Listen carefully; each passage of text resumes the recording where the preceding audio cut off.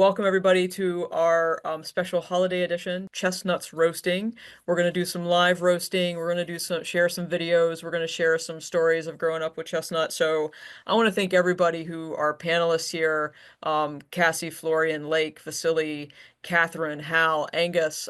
This was a really fun episode for us to conceptualize and figure out how are we going to put together. So thank you all for attending and joining us today. I think we can really get in the holiday spirit with this episode. I'm Sarah Fitzsimmons. I'm the Chief Conservation Officer with the American Chestnut Foundation. This will be our last episode of the year. In January, I hope you guys will tune in. Sandy Smith is a professor of forestry extension here at Penn State, and he attended and spoke at the Pennsylvania, New Jersey chapter meeting in November. He introduced our group to a really interesting concept and a way of working with peer-to-peer learning. And so what we're going to do is take those concepts that Sandy taught us, and we're going to talk a little bit about what that is, and then break everybody out into breakout rooms. We're going to give you all 3 different statements to talk. We're not going to talk. You're going to talk amongst yourselves, share stories, share thoughts, share experiences with chestnut. And we'll be there in case you need anything or have any questions for us. But the whole goal is for you all to learn about one another and teach each other. So that's what we're going to do in January. Oh, we'll also have a little town hall element. So we do intend on trying to get some questions from you all and have a little part of that also be answering some FAQs from you all, opening up the year. But the primary goal will be to do this peer-to-peer learning as part of that. So that's what's coming in January. That'll be January 20th or 21st. Let me look at the calendar really quick. Oh, 17th. Sorry. That'll be January 17th. That's the third Friday of January. In February, we'll have Terry Sherrick from Michigan Tech. He's been working on roundleaf birch and working with Vasily, who's here today, and the Metaview crew to get those populations documented and work on restoration of that species, primarily in Southern Virginia. So that'll be a really interesting one for February, too. With that, a little bit of housekeeping. The only people who can share their video and their audio are the 9 people that you see here. The rest of you can't even accidentally share your video or audio. If Amazon comes and knocks on your door, let them do it. If the phone rings, if the dog barks, we can't hear it. So you won't interrupt us. Just go about your business, hopefully while you're listening to and watching us here today. If you have chat, please throw that in the chat. If you have a question, put that in the Q&A. I see a few of you folks have already done that, so thank you all for doing that. With that, Chestnut Chat TV, thanks, Christine. I think with that, we'll probably just go ahead and get started. We have a lot of really fun content to share with you today.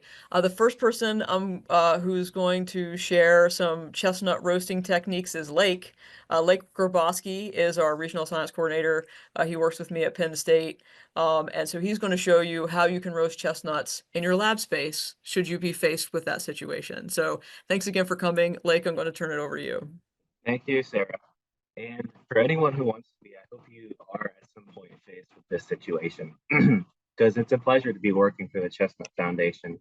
And here we are at Penn State in our modular lab facility. It's a very fancy modular research building. We have our pressure cooker in the background right next to the fume hood there, and our ventilation system and everything. In the very back is a negative 80 degrees Celsius freezer where we keep our pollen. And and here we are. In the winter, we spend a lot of time in here. Today, I'm going to talk about 2 different ways, actually, of testing chestnuts, cooking chestnuts. So the first step, the way I want to show is with toaster oven. This is Sarah's old toaster oven. She brought it in here so we could use it. And it's a Black & Decker pretty nice toaster oven. And so what I like to do is I set the toaster oven. We're going to set the toaster oven to 350 degrees Fahrenheit, which I have it set to. And I've had it running. I like to get it heated up so I know it's cooking everything at the same temperature throughout my time. And I set the timer to 30 minutes, and that's just where it is right now. You can cook for longer if you like, but I prefer to have them cooked all the way through, but not too black. And this temperature, 350 degrees Fahrenheit, for about 30 minutes in this toaster oven, I found does a pretty good job of doing that. And so they're preparing our chestnuts. So these are actually Chinese chestnuts from my house. So don't worry, I'm not cooking all the nuts that you guys have to collect this year. Anyways, I cleaned them off. I've had these in the fridge since well, October, and treated them with heat treatment and a slight bleach solution to prevent mold and to stop the weevils from popping out. So there's weevils in there, but we're just going to pretend that they're part of the chestnut. Um, and okay, so what I do with these, and I'll show you here, I have a knife. It's a serrated knife, and it's not very sharp, which is important. I know there's tools that do this way better, and hopefully some of the panelists have some of those, but I just have this little serrated paring knife. And so what I like to do with this, I'll bring it down so you can see, is I make a typical X shape.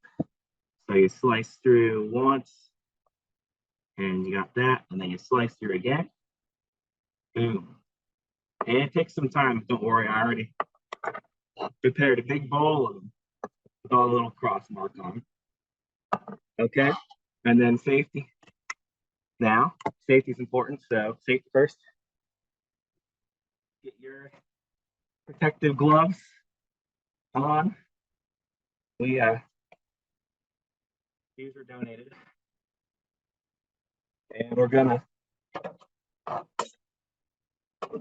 open the door. Here's our pan. Put them in there loosely on the pan, and then just chuck it in there, and make sure we're at 30 minutes. And in 30 minutes, we'll have some pretty good roasted chestnuts. So that's the way I usually do it. But I'm also excited today to show you something that was explained on Chestnut Chat 50 by our perfect attendance, Russell Boyer. This is how his family, well, I think this is how his family does it. So you can tell me, Russell, if I did it right or not. But they like to do theirs in the microwave with olive oil. And so the process is first to take the chestnut and I'm going to take the shell off. I'm assuming you take the shell off, guys. But here, this is hard to do with this knife. And I think it would probably be easier if you had a sharper knife for this. But there again, I don't have that. So we're going to quarter the chestnut. Okay. That splits it into quarters. And then we're going to take the quarters and we're going to put them in a bowl. Like this. And I'm making sure to try to get the pellicle off there. That's that leafy little structure on the inside of the shell. You can eat that, but it can be a little bit astringent. So I try to get rid of as much of it as possible. It doesn't really bother me if a little bit of it makes it. And these Chinese chestnuts, the pellicle peels off really easily. That varies a lot by variety. And some of the best cultivars are those that the pellicle is easier to remove. Okay, so once you do that, I have my olive oil mixture in my baby bottle. I added, I don't know if you guys do this, Russell, but I added some rosemary that I'm growing inside. I brought it inside for the winter, and I added that to olive oil today. So it's not a super strong infusion, but it's in there. And so then you go ahead and you pour that on top of the quartered chestnuts and makes a nice, just so it's covering them. And then I'm going to try to whack it in the microwave in the break room for about a minute 30 seconds, and we'll see how it tastes. I'm looking forward to it. Thanks for sharing that. Lake, that's awesome. We have a question from Kathy. She asked, do you X the flat side or the round side? Oh yeah, I like to X the round side because I feel like they pop open a little bit better.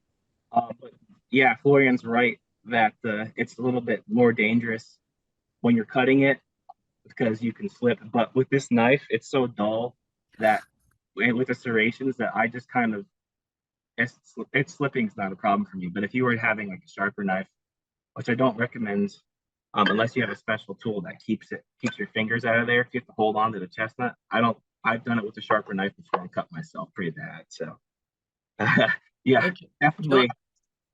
John says he likes to X both sides. I've actually never done that. Uh, Have you that's tried that, Lake? Yeah. Oh.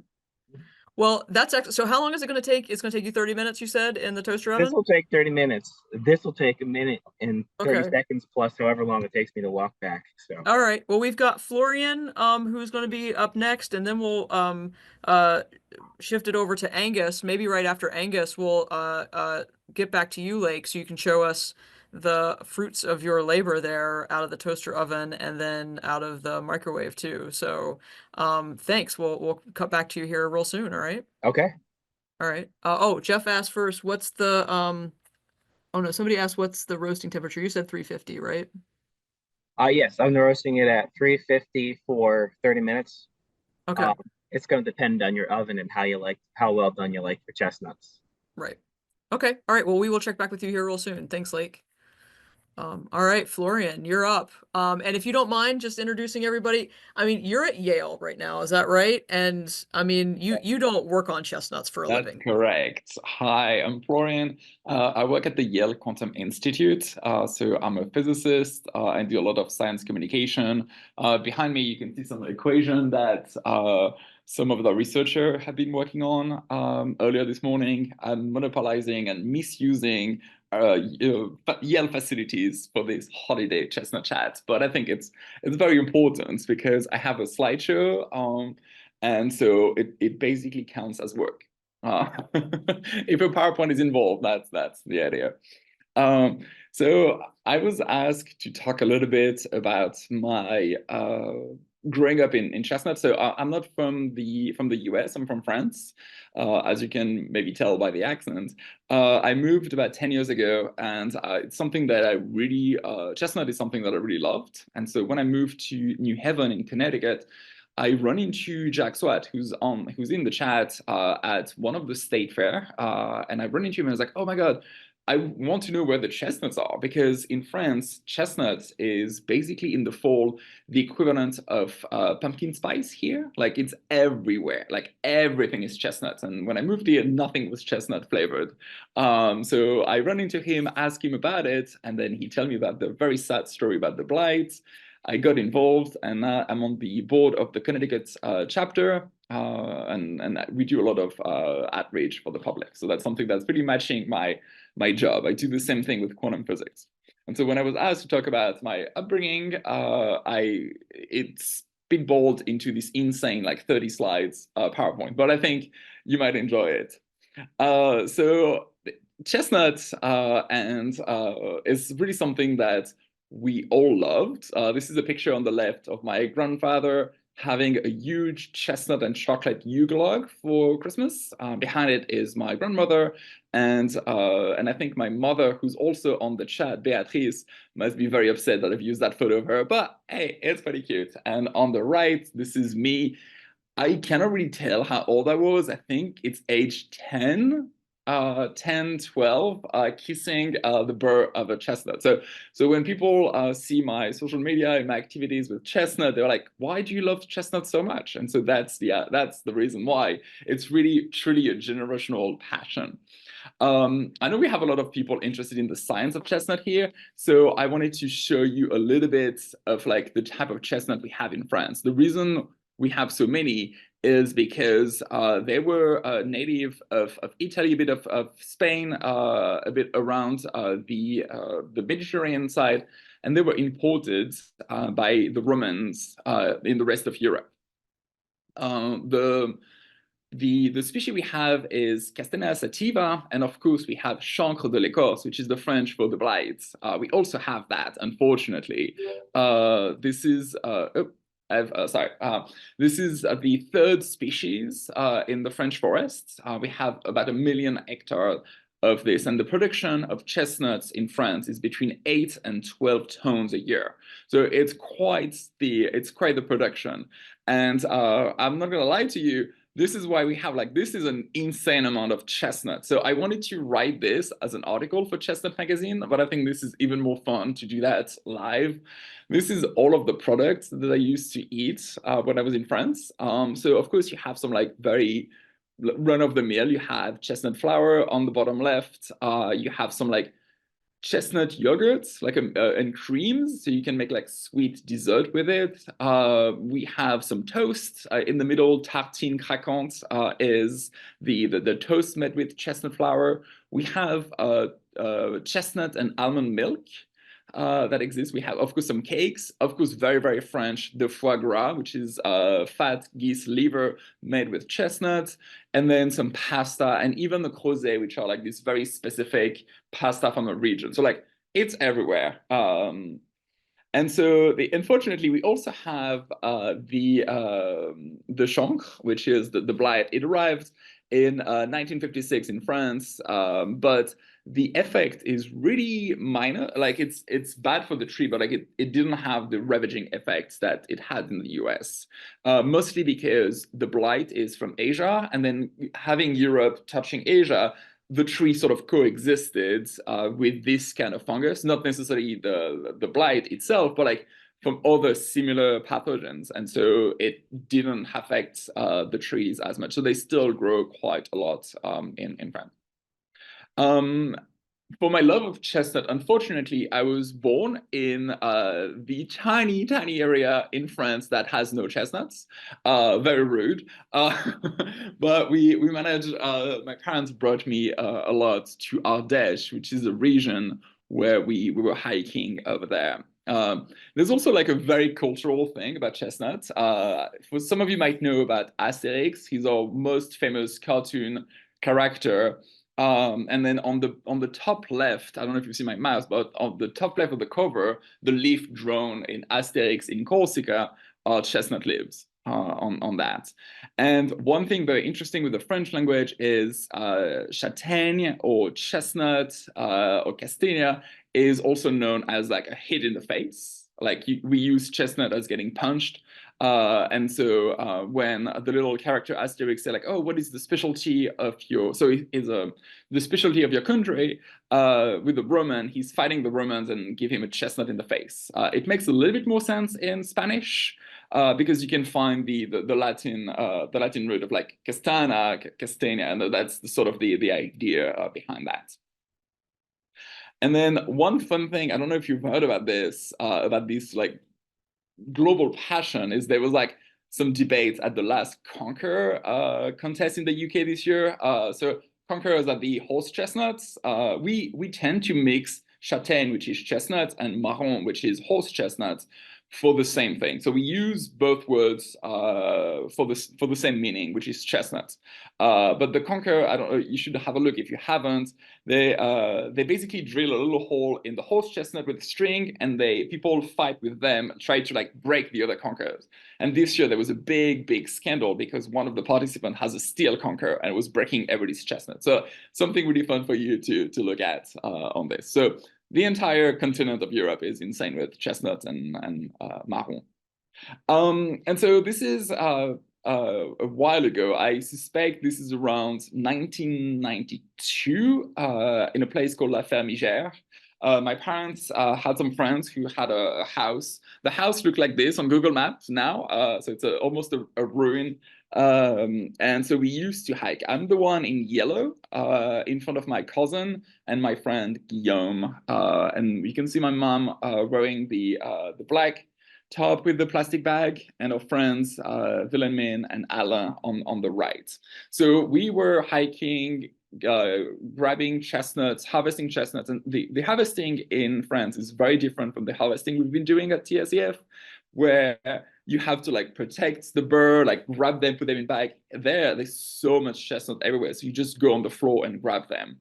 We don't really have as much fight with the squirrel or with the other animal trying to eat them, because it's so plentiful that we have so much that there's enough for everybody. So you just go on the floor and eat. And so this is my friend Guillaume hiking in some of the trees. I'm slightly older in this photo. So I think my sister was born and big, so I think this is close to early 2000s. Of like where we were hiking. And so like every year we were going, usually the children and women were doing chestnuts and the men were doing cep, which is, I don't know exactly what's the translation, but it's like a big mushroom that we see in the forest. And so in the evening we had roasted chestnuts and like fried mushrooms, and it was really, really delightful. So that was the work. You can see that it was plentiful. I have 2 bags of chestnut, like really big grocery bag. Before the time we had only paper bags. These one are like really the work of the early 2000s, very thick, non-reusable plastic, to holding like kilos and kilos of chestnuts. And then we were scoring them the same way that Lake told us earlier. It's a full production. That was this thing. And so the love of chestnut kept going with me as I moved to the US. I wrote an article for Chestnut Magazine in 2019 about this transition and my childhood, so you can have a look. This is me in, I think it's in Old Lyme, near Old Lyme in Connecticut, to see a very, very sad tree. Full of no chestnuts, full of cankers. And then last year I was rowing with my boat that we turned into a 40-year anniversary special boat with Charlie the Chestnuts in the boat. So really having fun with it. And I think that's what's pretty missing for the younger generation, is that if you don't grow up eating chestnuts, you don't have that cultural background. And so I think it's one of the work that TACF has been doing of like trying to bring that knowledge to people through fairs and outreach and events like the Chestnut Chat. So it's really appreciated to do that. And so now I want to talk a little bit about eating chestnuts in France. So I've shown you some of the products before, and now this is my like top 10 best products of things. So everywhere in France during the holidays, there's this little train, and so this train pops up everywhere as food vendors, and they give you roasted chestnut in the street. They give you like literally newspapers worth of chestnuts in this, and people will do that and buy them all the time. It's very cheap. It's everywhere, and it smells really good. It really brings the holiday feelings in December when that happens. This is my like kryptonite. This is really what I love. It's called crème de marron, also known as chestnut spreads. You can find that in the US, the can especially. You can find it in like fine like grocery shop. Like it's a little bit expensive for what it is because it's just chestnut jam. So you can make it if you have enough it. So you basically cook the chestnuts and then blend them with sugar and vanilla. It comes in jar, it comes in tubes, and then they also have fancy version of it. I don't necessarily like the fancy version of the chestnut. I'm really into the Faugier ones because it's more of a chemical thing. I think this is equivalent of having cranberry sauce, homemade cranberry sauce, and the jar, like the can of cranberry, like that's sort of the equivalent. And this is usually what happens with me. Eat all of them from the jar. It's really good. It's delightful. So highly recommend if you haven't. You can also find it online and have it shipped to your house. It's a little bit like a chestnut Nutella-ish, like to give you a sense of like what it is. Other favorite of mine, Marron Suisse, which is an insane invention from the French. It's a chestnut yogurt. It's basically a very airy mousse of chestnuts. It's really difficult to ship. I've tried to like bring them in my suitcase. It doesn't travel well. It's like the yogurt just collapse, the foam just fall, and then you have this sad liquid at the bottom. But if you're in France, have a chance to buy one of the very nice, lovely things. And then one of the other things, of course, you take any natural resources, human will try to make booze out of it, and chestnut is far from being the exception. Very well known is the kir. Kir is this French cocktail that you can find often in French restaurants. It's a mix of a liqueur, usually a syrupy fruit liqueur, mixed with either white wine for regular kir or with champagne or sparkling wine if you want a royal kir. The two flavors are usually cassis and châtaigne. Châtaigne is the chestnut one.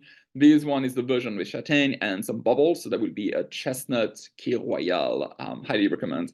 And people in Corsica love to do like a different type of liquor. So you have either crème de châtaigne or like chestnut cream, or you have like alcohol, like it's more of a liqueur. So this one will be more distilled into like the vat with chestnuts more than like the flavor of chestnut on this. So highly recommend. It's pretty nice. And then I'm a little bit of a gin aficionado, and I found this insane place that makes gin with chestnuts. So we it's really difficult to get to. So my husband tried to get a bottle for me for Christmas. The bottle was shipped to the US, got denied entrance at custom, shipped back to the distillery. Then we shipped it back to my parents. And then when I flew there, I picked it up and like floated back on my last trip. So like having this bottle was really, really difficult. It's a delightful cocktail. It's a very sweet gin. And I mean, I would love to recommend you to drink this, but like it's quite impossible to get. So you're gonna have to live by by just looking at this thing. Yeah, that's something that maybe TACF can become like an importer of alcohol, and then maybe that's something we can do. We need some logistical help with the customs. And then one of the lovely things as well is called marron glacé. It's candied chestnuts. I'm very lucky. Next to my parents' house, we have this really well-known place called L'Île. They are specialized in candied fruits. They do all type of fruits, and it's really high effort. Their specialty is an entire watermelon candied. So the entire thing gets candied. It takes 6 months to do. It's insane. But the chestnut ones are really delightful. I think you should be able to do it. It's really time consuming. You need to like dose them with like liquid syrup, sugar syrup on top of it like daily. But that's something that could be done. I believe you can have some of it shipped in the US, but it's also quite the challenge to get this. And then every year, for the last minute or so that I wanted to share my tradition, and it's been a long-running tradition in the family of making bûche de marron. And so this one is the recipe is in the Chestnut magazine for 2019. You can find it online. It's in the archive.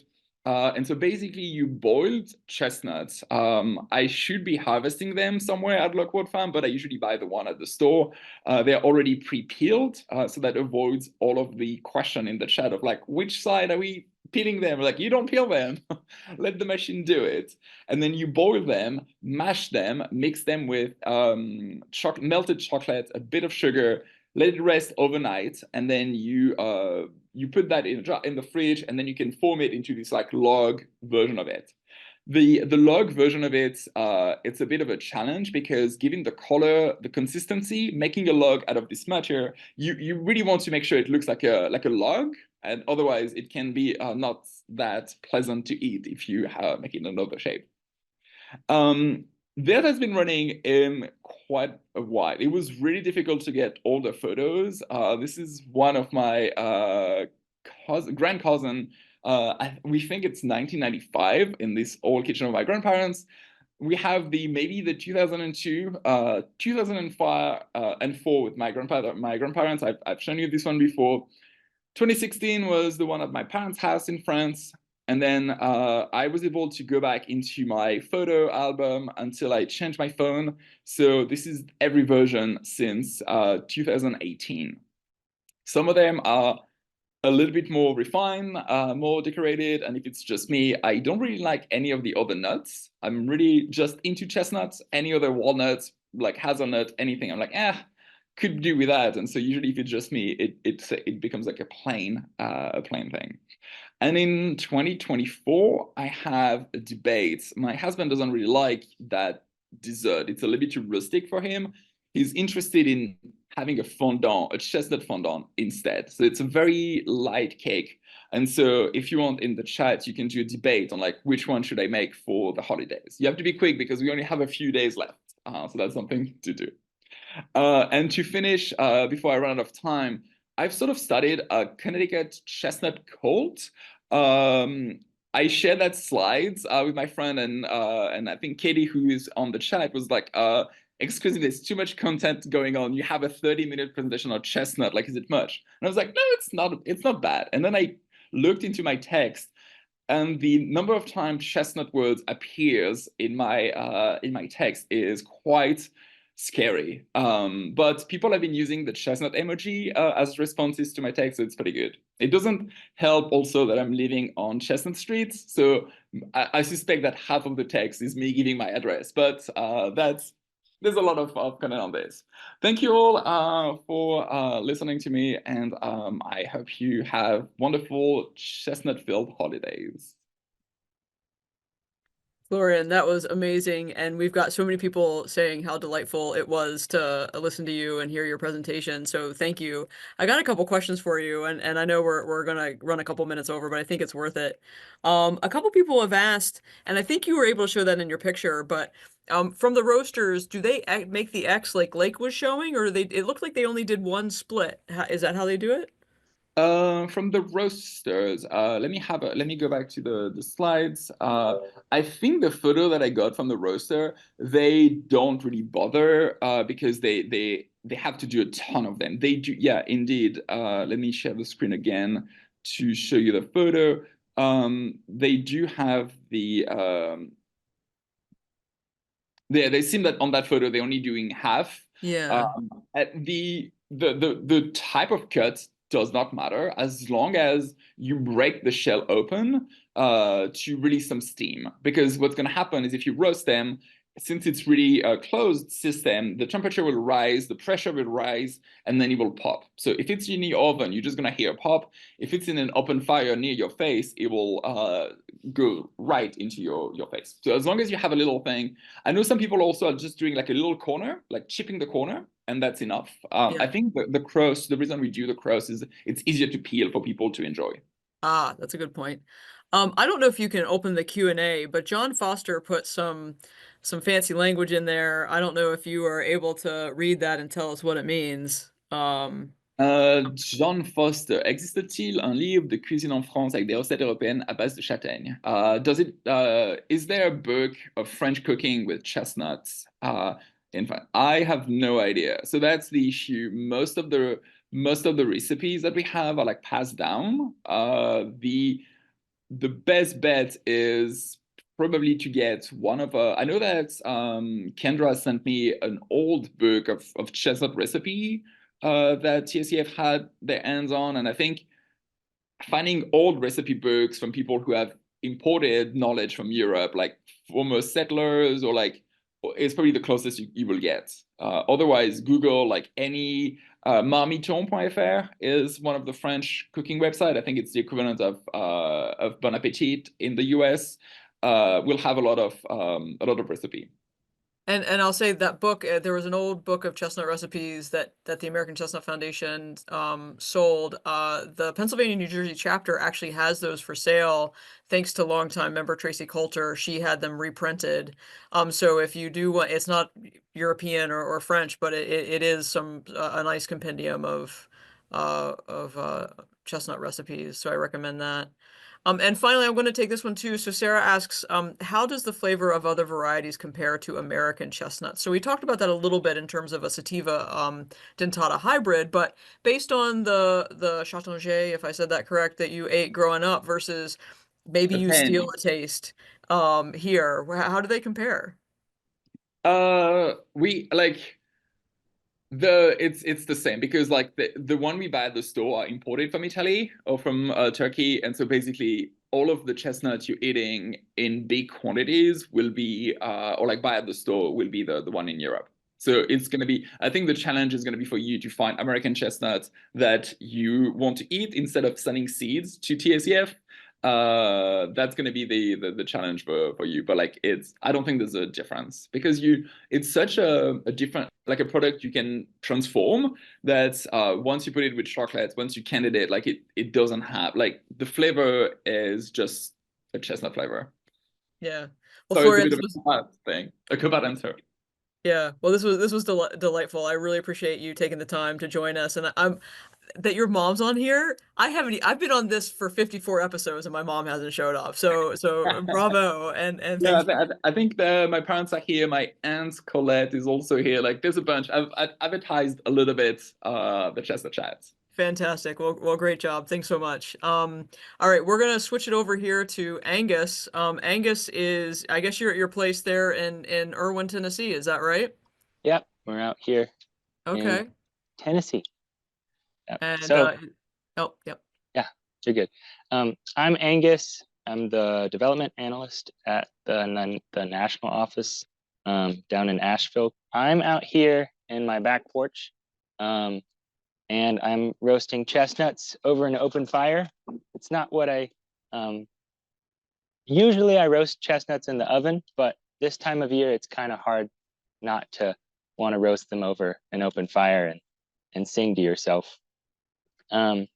And we had that hurricane come through, and it blew down a bunch of black cherry trees and box elders and out in the woods back there. So that's who we're burning right now. And I started these. So I've got. If you haven't seen what a lot of people use to roast chestnuts over an open fire, they have something called, I don't know what it's called, but it's like a chestnut roasting pan. And this is my Tennessee redneck chestnut roasting pan. It's just like a pie pan that you poke holes in. And the holes kind of help the fire get up into the chestnuts. So you don't have to spend 50, $100 on a chestnut specific pan to roast chestnuts in. You just have to make a 50-cent pie pan chestnut roasting pan. And then I scored these kind of at the beginning of the Chestnut Chat talk. And I did the method that Lake was talking about, where you put the X in it. And let me see, I'll go a little closer. And then these are little teeny American chestnuts. I usually use Chinese because I have a lot more, but oop, that fell. I'll get it. Here. Like they're just about ready. And I agree with Florian, they're easier to open with the X, but I mark them. I score them just with an X when I'm doing them like this, but then other times I'll use the where I just do one cut. And they're fully cooked. So what's that, about 25, 30 minutes over a fire? And you can kind of cook them like you're cooking marshmallows, where like some people really like to put them close to the fire and stir them a lot. And then like I've cooked them for like 45 minutes a little further away from the fire. So it just depends on how close you put it to the fire is how fast it cooks. I don't like them burnt. Like these right now they're fully cooked. They'll be kind of crunchy if they're not fully cooked. But if they're fully cooked, they'll be kind of like a potato texture. And if you want, like sometimes I'll cook them and I'll burn a little part of it and it'll taste kind of smoky. But usually I try to not burn them. But that's when I'm cooking them over the fire. And I actually pulled out, let me see, I'll turn my camera so you can see the setup. But I took my oven grate out and just put it over the fire. And so then you can rest the chestnut pan on that. And yeah, it's pretty simple. When I cook them in the oven, I usually put a little bit of fat in a cast iron pan and score the chestnuts and put them in there. And then the oil kind of helps when you're peeling a lot of them.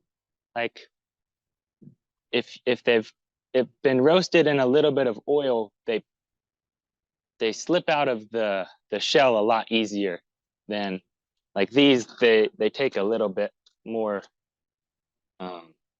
coaxing to get them out. And then, oh, you want to keep them hot because they peel a lot easier when they're hot. If you let them, like if you took this pan and set it on like a cool area away from the fire, it's not gonna, the shell will kind of shrink and the pellicle won't separate from the nut meat as well. But if you're roasting them in the oven, I usually use a little bit of oil, and the oil usually helps. Sorry, let me close that. The oil usually helps make it a lot more easy to peel. And then I also made chestnut bread the other day.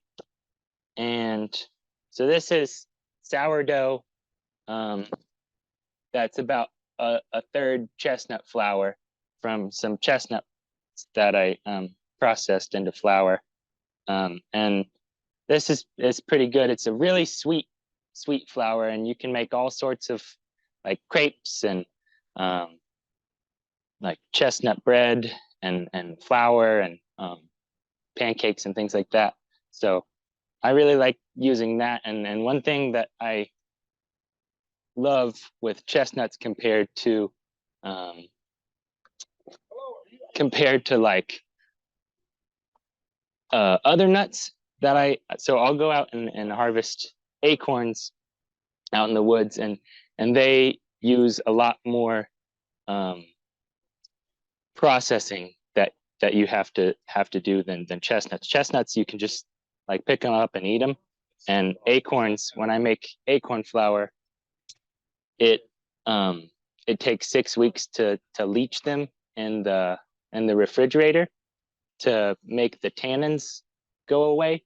And chestnuts are kind of remarkable in that you just can go out in the woods and pick them up and eat them. And so that's kind of why they're my favorite starch that I can go out and get.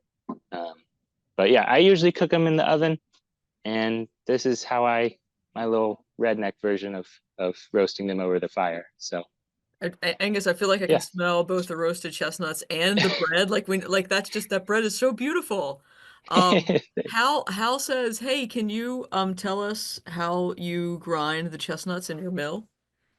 Oh yeah, so I take the chestnuts after you harvest them and shuck them. You have to dehydrate the chestnuts, so I've got a dehydrator. I know in Italy they put them in smoke houses, and it gives it the flour a little bit smokier flavor. I just have a dehydrator, and I either crack them a little bit before I put them in the dehydrator, or if I'm doing a small batch, I'll just chop them in half. Because if you don't do that, then they can kind of rot if it's not a high enough temperature. But I dehydrate them, and so you get like these hard kernels. Oh, and then so after they're dehydrated, they're in the shell, and then you have to winnow them. So I have this this pan right here. This is what I usually use, and I'll put the shells and the dehydrated nut meats and shells in here, and I'll do this, and that'll kind of the density lets them separate pretty easily like that. And then after I do that, I have a grain mill, and I actually sent some acorns to a grain mill company in Washington, and they said that their mill couldn't couldn't handle crushing the acorns because the acorns were too hard. So I bought this one from this company in China, and it works pretty well. And it's electric, so I just turn it on. And then I sift it, and then that's how you have the flour. That's awesome, Angus. And then final thing, and then I think we'll switch it over to Lake. Did I hear you made an incredible simple syrup of Oh chestnut yeah. that is currently, if you're anywhere near the Asheville area, do you want to talk about the special coffee drink that you and the rest of the folks put together? Yeah. So that's at Penny Cup, the River Arts District Penny Cup. They're selling that drink special. So Jamie and Christine and I kind of tested out 3 different types of how to make a chestnut simple syrup. Like Florian was talking about having, we have lots of pumpkin spice here, but we were like, maybe we could have a chestnut coffee. And so we tried using roasted chestnuts in a simple syrup, using chestnut flour in a simple syrup, and then using toasted chestnut flour in a simple syrup. And the one that kind of made the simple syrup that tasted the most like chestnuts was just chestnut flour. And that was, we did a 1 to 2 to 2 ratio of chestnut flour to sugar to water. So 1 part water, 1 part sugar, and then half of that part flour. So we made that and gave that to Penny Cup, and they're making coffee out of it, little cappuccinos. And I think the winner of the naming was Hal with Nutty and Nice, right? Is that, Yep. yeah. So Yep. very cool. Yeah, woot woot, Hal. Okay, so I know I said I was going to cut to Lake, but I'm going to ask 2 questions. What Russell asks, what kind of grain mill is it? I'm guessing he's asking maybe the brand, or you Oh said it was gosh. electric, or any other. Yeah, it's electric. What's it called? I can send Russell the name of it. Okay, I'll send you that, Russell. great. And then he asks, is there a trick for peeling raw chestnuts? Peeling raw chestnuts is a lot harder than cooked or dehydrated. When they're dehydrated, they just slip out of the pellicle, just separates. At least on most of them, and it depends on the variety. But peeling raw is just the hardest, and it just takes time. I feel like. Yeah. I just eat them raw, so I crunch into them and then I just scoop out, Yeah, my that. teeth. I mean, obviously you Mhm. can't cook with that. I guess you could spit it out, but that'd be kind of gross. All right. Well, oh, Brady says, is anyone near Central PA? We're hosting the inaugural PA Chestnut Festival in January. Well, Brady, I'm in State College, so is Lake. I'm sure we could, we'd love to attend and see how that goes. Thanks for putting the link in there. Angus, marvelous to see you and your backyard. Thanks so much for joining us. Yeah, thanks. All right, let's go back over to Lake. How are things cooking over there, Lake? Hi, yeah, so it just finished as Angus was finishing up his presentation, and I'm hurrying to peel them all because I made a bunch. So here's what they look like when they, let's turn this down here. This is what they look like. Some of those are peeled, and then we got some, you can see the star shape, you can kind of see it. There we go, like, so you can see the star shape pattern on them. They've kind of popped open, and I'll see if I can peel one here for you. Yeah, they're peeling Oh, off really nice. nice and easy now. Yeah, check that out. They pop right out. And Very then good. I'm getting rid of the shells, so I'll take care of that. And then Russell's, the boyer recipe, I've already eaten some of them. They're really good. So I actually have another one that I'm going to throw in. I ate well today, but yeah, this is really tasty. You put some salt on these, you pat the olive oil off, and the olive oil really just kind of boils really quick in the microwave and sort of like bastes and, I don't know, roast these things. Like when you open up the microwave, the olive oil is just really boiling in there, cooking them. And it doesn't cook them all the way, but it cooks them enough that they have this really kind of nice just nice flavor. Little like olive oil and the rosemary is good in it too. Yeah, so thanks for sharing that, Russell. That's pretty yummy. I'm gonna do that, I think, from now on. It's a lot easier to do it the boiler way than it is to roast them. A lot faster, anyways. Yeah, I'm gonna dig into these. So Well, thanks, Lake. It makes me sad that I'm over in the other office and not in the modular today. So, but I could bring you some. You're not that far away. okay. Thanks, Lake. Well, and thanks for joining us too. Yeah, well, if you have anything else to let us in on, let us know as we move along in the program. We've got a couple more to folks to join. Catherine, I think you're up now. If you're ready to tell us about your how you grew up, and you're in Chat. You all are also in Tennessee, but you're a lot farther south than Angus right now, I think. Yes, Sarah, that's correct. While you do that, Catherine, I'm going to take a couple of these questions. Dewey asks, how do you deal with the chestnut worm that hatches in the nut? Usually you just kind of leave them be, maybe try to kill them. The best way to kill them before you eat them is to harvest the nuts as soon as you can and then hot water treat them. And so you hot water treat them at 120 degrees Fahrenheit for 20 minutes. And I think Lake maybe mentioned that he does that for all of his chestnuts. What happens is if there is a weevil in there, it's still in the egg form. That kills the egg, but it doesn't kill the chestnut. So then they still preserve pretty well in the refrigerator. So that's sort of the key. 120F for 20 minutes. Do that as soon as you can after harvest, and that'll take care of any weevils that might be, or should take care of any weevils that are in there. All right, Catherine, over to you. Okay, can you see my screen, right? Yes.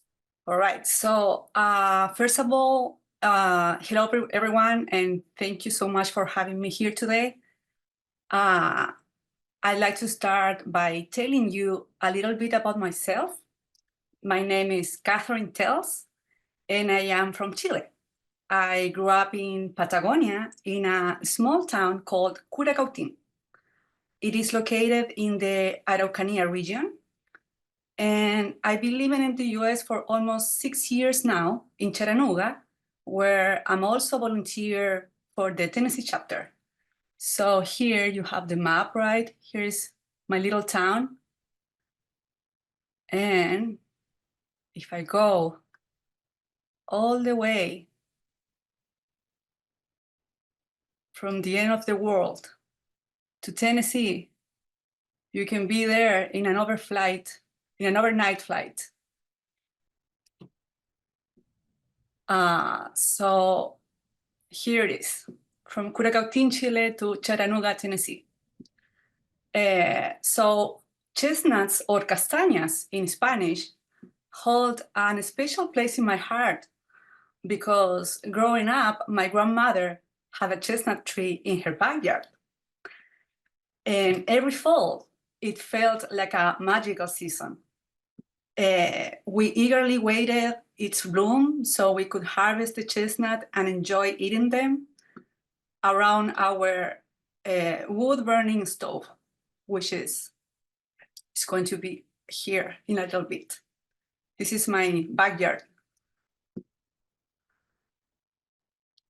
And our dining room table used to face the tree that we had in the backyard, so it was very easy to stare at it every day.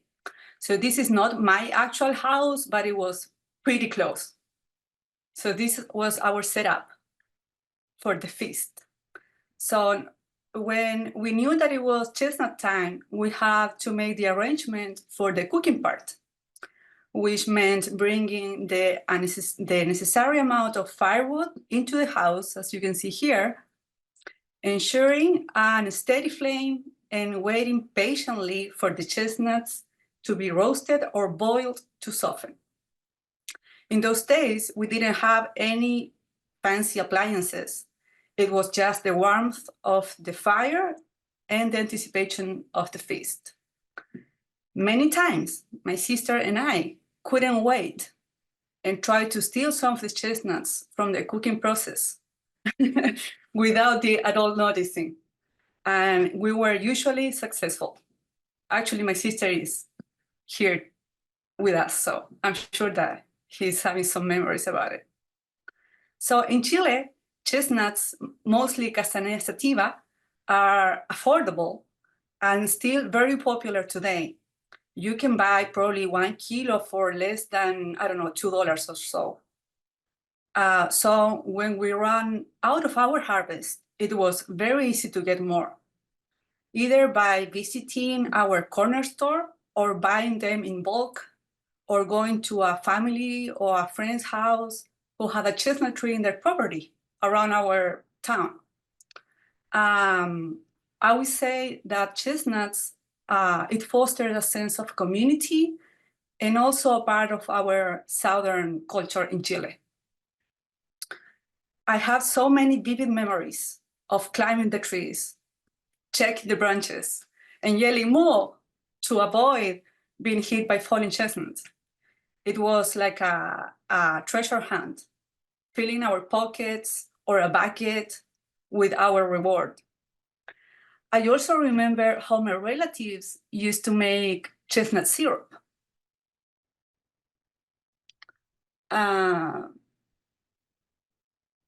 Which I thought it was very unusual because they would choose the biggest and the brightest one to prepare. And when they were ready, they could put them in jars and keep them for almost a year so that they could have these precious delicacies on special occasions like family reunions, Christmas, you name it. So in the previous image, you can see the boiled presentation. And here is the preparation for the chestnuts in syrup. That was very fancy for me, and it was so good. So eating chestnuts was almost like a ritual for my family, with everyone working together to prepare the feast. I remember cold, rainy, and windy afternoons with the whole family sitting close to the stove. For me, peeling a chestnut, it was pure joy, a simple pleasure to enjoy their aroma, their soft texture, and their intense sweet taste that melts in your mouth. That's, oh, I'm already salivating. We could eat as many as were available at any time of the day. We didn't have a special time. Chestnuts are still one of my favorite fruits, and that hasn't changed to this day. When we boiled them, we had to wait until they cracked a little bit. By doing that, the fruit was exposed, so you can easily open them with your hands. Oh, I'm sorry, I lost my track of thought. Another way is also using a teaspoon, so you can get the entire nut from the shell. I also loved showing my little sister, Nati, how to remove the skin from each chestnut, because as I said before, you can get the entire fruit. But for her, there was no rush. To me, it was almost like an art. When roasting, the adults were in charge of scoring them and keeping an eye on the jumping chestnuts inside of the oven. At the end, it didn't matter how you peeled them. The important part was the happiness of sharing a bowl full of warm chestnuts with your loved ones. It was a tradition. I also remember what happened after we ate them. We were in trouble because we had to clean the mess that we made. We had to pick them all, the little pieces of shells from all over the place, and throw them in the fire. Now, as an adult, I realized that we were unintentionally practicing zero waste. We use everything. And there were even people who used the shells to dye yarn. It was so cool. It was this brown, yellowish color, so pretty. So even today, The aroma of roasting chestnuts evokes a wave of nostalgia. It reminds me of cozy afternoons by the fire, the laughter of the loved ones, having conversations with my grandmother, my sister, my parents.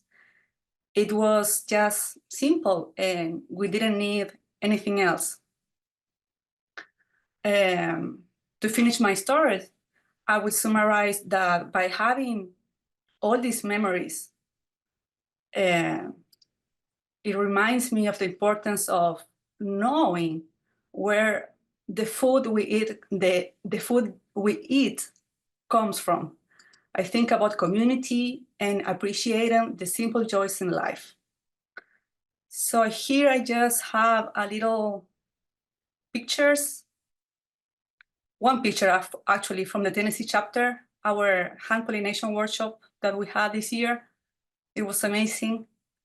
And I also want to finish with this heart-shaped chestnut that I found while processing the nuts this year at the nursery.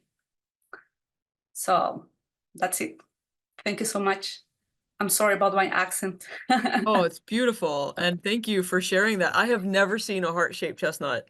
Oh, really? And that Cochrane Orchard, man, that's one of my favorite places to go. The trees there are just so beautiful and fantastic and huge, and Hill and Paola do such an incredible job Oh, down yeah. there. So, thank Yeah. you for sharing all of that. I have a question here. Oh, and you're getting like an incredible number of hearts and, participation and laughing, and your sister Thank you. has been in here commenting. So thank you. Bill says you have a lovely accent. I agree. Um, Bill then asks, is Chile free of Cryphonectria? Do they have blight down there, or do you know? Barely. Okay. Yeah, Well, barely. that's But I would say that people is not aware of it. I okay. just know it because I'm working here with Paul and Hill. Yeah. And Yeah, I'm living yeah. in the US because I couldn't find any chestnut when I moved here. I had the same feeling as Florian when I moved. It was like, where are the chestnuts? What's wrong? Are there big orchards all around Chile then? I mean, it sounds like you had a tree in your Yes. backyard, but so okay, so they're big orchards and they're all sativa. Are they sativa Cronata hybrids, or are they just straight sativa, or do you know? Sativa, Mollissima. Oh, And yeah, and we do have plenty of like big orchards and we export chestnuts all over the world. And yeah, it is a huge business okay. for us as consumers and to share with the rest of the people Yeah. around the I've map. never I've never seen the soaking in a syrup. That's is that just like a sugar and water, and then you put chestnuts in there, or Yeah, basically you can do the simple one with just, as you said, water and sugar, but you can also put some spices and some alcohol if you want to. oh, well, even Yeah, better. yeah. Lee asks, I've been using a recipe that calls for soaking chestnuts overnight after scoring to prep them for roasting. Has anyone explored the pros or cons of soaking? I've never heard of that. Have you done Well, it? with soaking, what you do is that you soften the shells. Ah, So it's not hard to open it. It's like when you make bread overnight, the dough at the next day is completely relaxed. So it's not the same, but it helps a lot with the process of, handling the nuts. yeah.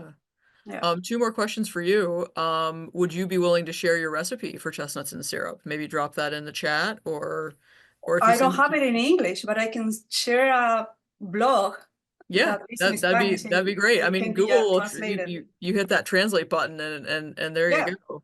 Yeah, and it's Um, very easy. Yeah, I will yeah. do that. Okay, thank you. And then last question, Bill asks, is there any chance, do you think, to create dentata orchards in Chile or anywhere else in South America and not have it introduced Cryphonectria? That's a good question, Yeah. but I don't have the answer right now. I wouldn't want to deal with all the permitting, but yeah, I'm Yeah, sure that's possible. yeah. Catherine, thank you. This was really lovely. I appreciate you taking the time to share your memories, and yeah, as a couple people being like, this is making you hungry, especially doing this over Oh, the yeah. lunch hour. Well, So, thank you, everyone. yeah. All right. Well, I think next up we've got Hal. Oh, Lake is eating his chestnuts. Fantastic. I think Hal, you're up next to share your time with Sakshi, and I saw Sakshi, and I see he's here actually. So I don't know if you want to say a little bit about your time with him, you and Jamie filming with him in Asheville last week. Hey everybody, I'm Hal Brindley. I'm the website administrator at the American Chestnut Foundation, and I had the great pleasure of getting to shoot this short film with our local chestnut roaster here in Asheville. His name is Sakshi, and I see that his wife Sadvi is on the chat here today. She has popped in a couple times in the Q&A. And so some of the questions that have come up about how European chestnut roasters work will be answered in this short video. So I'm going to jump right into it, and if you have any more questions, I can either answer from what I've learned, or maybe Sadvi can pop in and answer them for us. Hello everyone, my name is Jamie Van Cleef, and I'm the Southern Regional Scientist based out of Asheville, North Carolina. Today I am talking to Asheville's very famous chestnut roaster. I'm Sakshi, the chestnut roaster of Asheville. It's wonderful to be here. And I've always just felt so lucky because when I tell people that I work for the American Chestnut Foundation, your name comes up. They're like, oh, do you know about the chestnut roaster outside in downtown Asheville? And so it's been so great to connect with you and meet you. But I'd love to hear from you about how you got started roasting chestnuts, what your relationship with chestnuts are. I do this since about maybe 34 years. It's a nice way to make people happy, and me too. How long have you been using this system? Oh, since I brought it actually in a box from Switzerland over here. So all of this is Swiss material? Yeah, oh, yeah. That's yeah, very yeah. cool. You say you have potentially some preferences on chestnut types. Do you want to talk about that a little bit? Yeah, so I mean, it's what's happened is lots of people ask where do they come from, and I tell them I like as much as possible things from America, but with chestnuts it's a little bit different, since the old chestnuts are not so much around anymore, and the hybrid, for me, it's a little bit too mealy, and the Italian, I use Italians, and they more creamy. So yeah, what's going on with this spot? Is there propane heating or? So what's happened is, like, here we have the chestnuts, and oh my goodness, underneath we have the fire, which is out right now. So, and then on again. And that's it. And then when they finish, in the beginning, I do just one cut. Like here you can see it. So not an X. This is the best this way. And when you give them in the beginning a little bit more heat, and then they open up, and I always say, oh look, they open their eyes. It looks like, How long does it take them to open like that? It goes fairly quick. Mm-hmm. How do you score the chestnut? Oh, okay. Yeah, I love seeing it. I can show you this. So what I do is, like, I hold it like this. This is a chestnut knife specially made for this. So, and then I go in here, and I go around, and that's it. And you can see I only use the tip of it. You don't want to cut into the meat, otherwise they dry out. What's going on with this box here? You have to imagine we roasted them here, so now they're ready and they hot. Then I will take them out and have them out. They will cool down very quick. And this is where this comes in. I take those.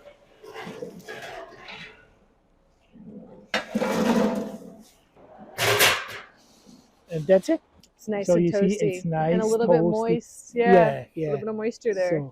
So now you're very lucky because you can meet my wife. No way. Well, I grew up in Cleveland, and downtown Cleveland had their own chestnut roaster, I think a couple. I mean, I was born, this would have been the 60s, the early 60s. My grandma, my baba, was Slovak actually, and she would boil them, not roast them, and then she would peel them, and then she'd string them on a string next to the stove because it's like meat. It's like you could live on chestnuts, so she would add them to things like soup and stuff. I just associate it with European, like European goodness, because if you go to Europe now, like in Switzerland, there's a chestnut roaster on every corner. And then when I met him, I didn't know that he was a chestnut roaster. And right now I'm gonna roast these for you guys so we can. I'm curious to taste them because they're so little. You score them with an X-Acto knife and you put them in a freezer bag, and they'll stay for like, I don't know, a year. February, I want to make some soup, so I take them directly from the freezer in a very high preheated oven. Let's say whatever it's the highest, 550. Get it really hot, just like to the pan, and then you take them on a cookie sheet and you just put them one layer. Just throw them in from the freezer directly, and then put them in the middle of the oven. After about 5 minutes, you turn it back to like 500. You don't want to keep it high the whole time; they'll dry out and burn. And then after like 5 minutes again, you stir them. They'll open up. There'll be that eye. And then maybe one more 5 minutes, you take your fingernail and go into it like a potato. And when it's that kind of pressure, and it feels like it's a cooked potato, they're done. And that's it. And then you take them out and you enjoy them, or you peel them like I do, and then make soup with them, or jam, or stir fries. So, Beautiful. Oh. now we close it. Sorry. So can you tell us the full story of how you got into roasting chestnuts? The real story. I'm a goldsmith by trade, and I also like to travel the world. And so one day I have been in Asia and I come back. Then I was living in Switzerland. So my job was gone, and I didn't know what I should do. And so I see this person with a happy face roasting chestnuts. And then I said, wow, this would be something for me. So I went to him and asked him, would you mind to teach me how to roast? So, and then shortly after, I asked him, so how did you come to roast the chestnuts? And he told me that he worked for a circus. In the winter, it's no shows, but he was a lion tamer. I don't make this up, it's really true. So he said, the lions are hungry in the winter too. But I had to make some money. And then I said, really? You joking around? He said, no. And so he opened his shirt and showed me some scratches. And then he said, sometimes you come too close to the lions. But it's really true. I don't make this up. Okay. So one question is what is your favorite way to eat chestnuts? Do you have a recipe that you like? Yeah. So I need to ask your wife. So chestnut soup is the best thing, and everybody should know how to make it. And yeah, you just cook the chestnuts, and then you peel them, and you put them in a pan, and you can cover them with water, put a bay leaf in, some salt, and that's it. And then you cook it a little bit, and then you take a hand blender and make it into a soup. But you take the bay leaves out first. Of course, you take the bay leaf out. Well, if you don't, it's not going to be. It won't die. And that's it. And you serve it, and it's like eating a steak. This is good. I mean, they're really small. Actually, these are so. Oh my god. Okay, so you have to. These are so little. They're like a little. You should. You get the first one. No, you. They're from you. You pick them up. All right, Jamie's gonna try and. Here we put Is it also too hot? Well, it's weird when you take it off the fire. It's incredibly hot. Yeah, you just have to wait a second. I didn't. Oh, you didn't? Oh, you just. Yeah, they're a little al dente for sure. Okay. Tastes like chestnuts. Tastes like chestnuts. Guess what? They are chestnuts. American chestnuts. I was hoping to get a large bag of chestnuts. Oh, definitely. So, Okay. And if instead of giving me change, if you want to put like 2 extra chestnuts in there, that's Okay, even better. we do this. Never have enough. Very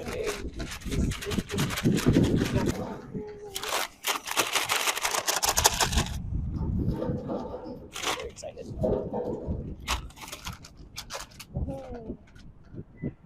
Yeah, it's good. Okay, 2 more. There you go. Thank you so much. How'd they say? The bake is awesome. Yeah. Did you get 2? Yeah, 2 for 1 for the business, 1 for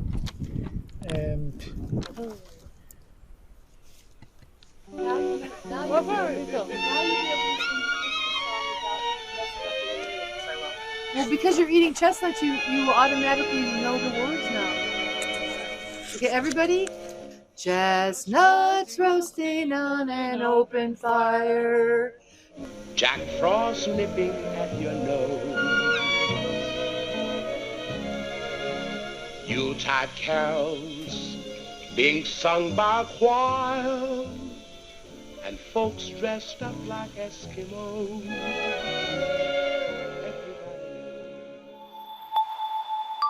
Nice job, Hal and Jamie. I know Jamie's not here, but she had mentioned how she ate them too fast and they were too hot. So, Twice, yes.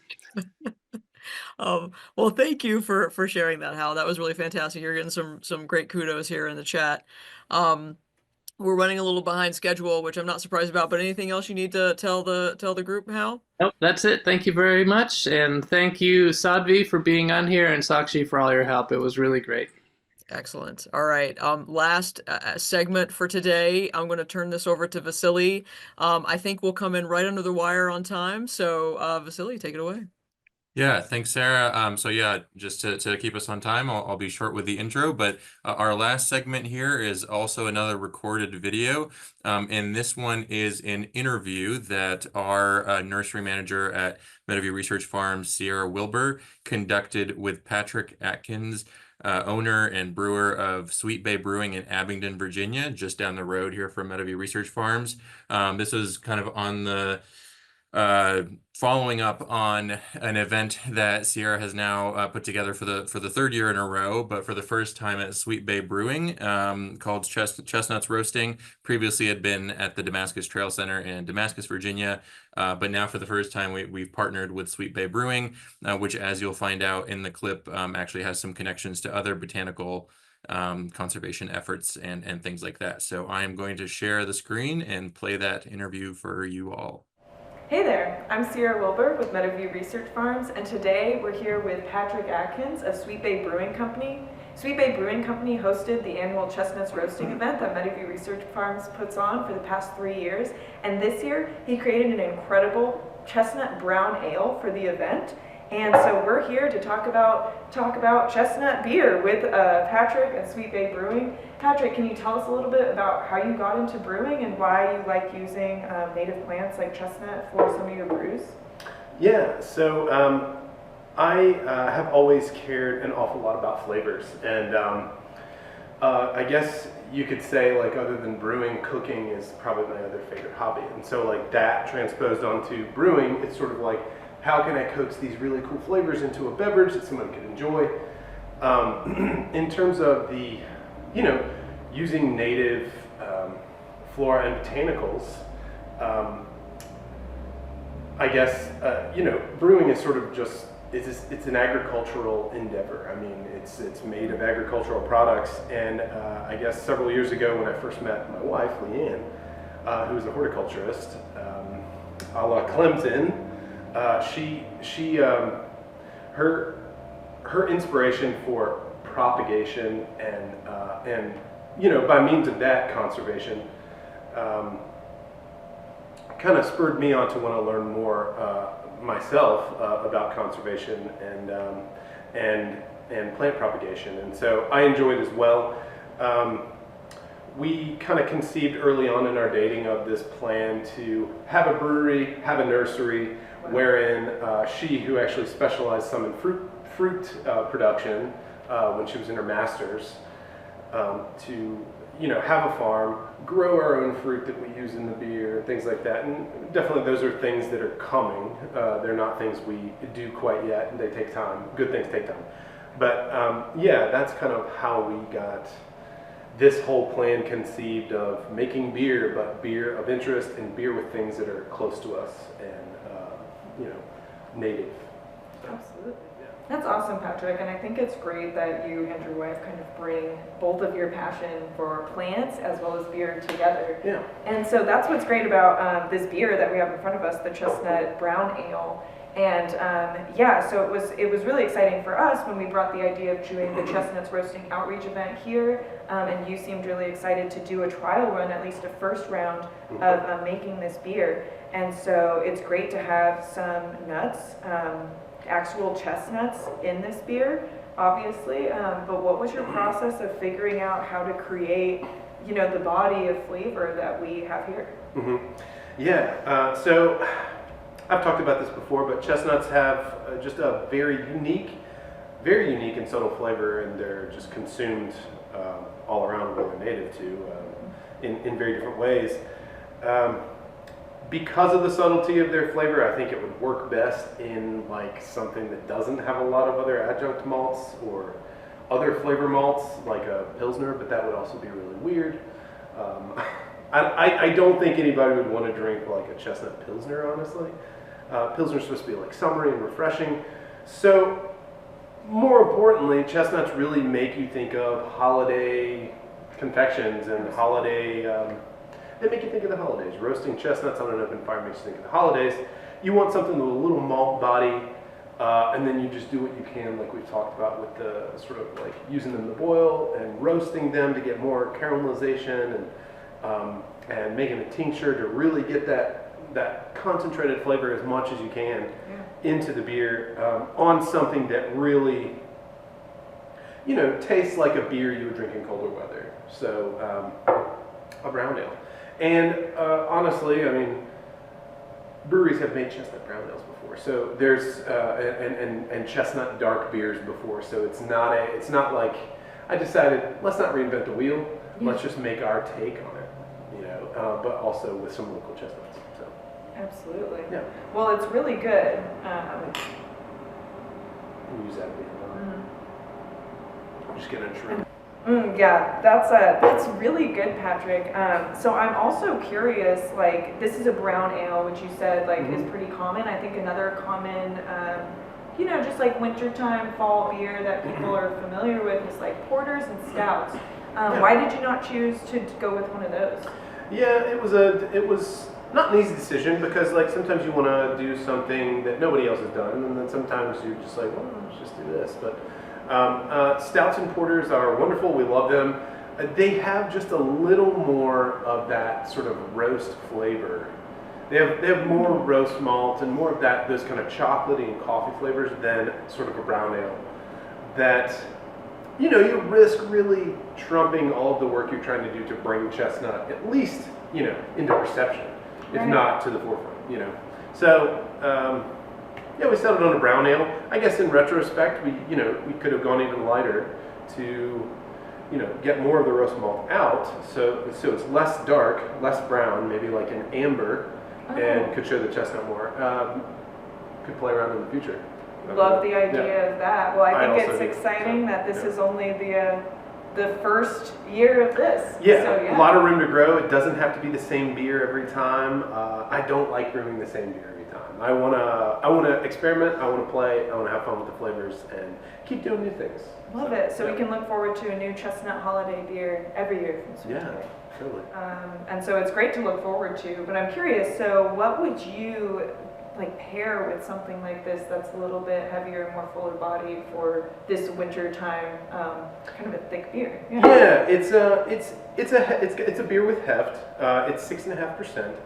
And it does have flavor via the malts, and you do get some of the sort of chestnut stuff, but I wouldn't say it's like overall sweet. It's pretty drinkable. So usually the sweeter the beer, I tend to say, it's kind of a drinker on its own.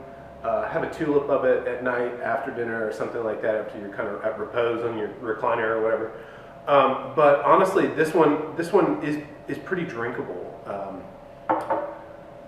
And so I would put it with really any kind of like your grilled meat, grilled pork, grilled beef, things like that. But also, I mean, it would be an excellent complement for like a fish and chips. It would be a great, something hearty. A stew, like almost like a beef stew or something like that. Definitely with even just like simple pretzel and beer cheese. I mean, it would be pretty epic. So yeah, honestly, all of those sound really good. Yeah. So I'll be keeping that in mind as well. Yeah, I think that this was pretty perfect for a first run. So we're super looking forward to doing this again next year. And I'm curious, what other kind of like floral, botanical, beer stuff do you have coming down the pipeline for us? Yeah, so I'm always interested in ingredients, new ingredients to put in beers. We have a budding sort of mixed culture program here, which is just a fancier way of saying wild ales, stuff that gets barrel aged, and it's it's a little tart, it's a little funky, but then some of the base for that comes out of the barrels is like a blank canvas for putting really cool flavors on. I have always wanted to make a sumac beer. So staghorn sumac, I've always wanted to, and this is a little weird maybe because it is invasive, but kudzu. Kudzu is like, it's all over. I've heard it has kind of a grape flavor. Yes, the blossom, and you can only get it like once a year. Usually, I think around here it's like August or September. Sometimes they do twice. For really?